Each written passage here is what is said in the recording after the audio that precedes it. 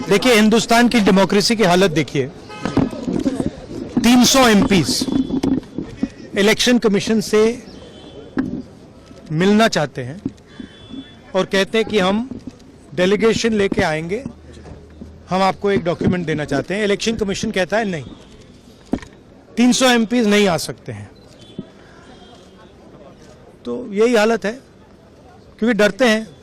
300 MPs आ गए और वहाँ पे सच्चाई निकल आई और हमने उनको थोड़ा जो उनके काम की सच्चाई है दिखा दी। That is why.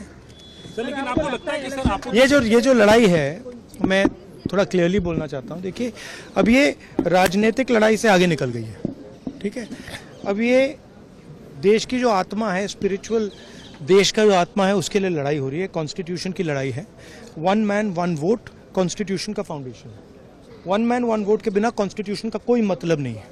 और हमने क्लियरली दिखाया है कर्नाटक में कि 1 मैन 1 वोट नहीं है।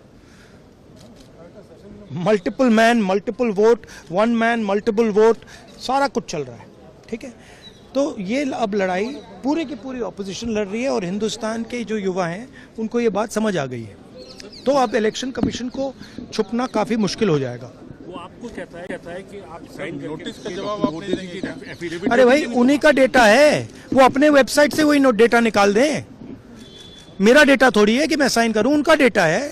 आप उठाइए अपना डेटा, हमने आपको ही दिया है, आप उसको अपने वेबसाइट में लगा दीजिए, पता लग जाएगा आपको। मतलब डिस्ट्रैक्ट करने का काम है, ठीक है। और एक और बात, आप ये मत सोचिए कि सिर्फ बेंगलोर में हुआ है। ये देश में अलग अलग कंस्टिट्यूएंसीज में हुआ है और इलेक्शन कमीशन जानता है।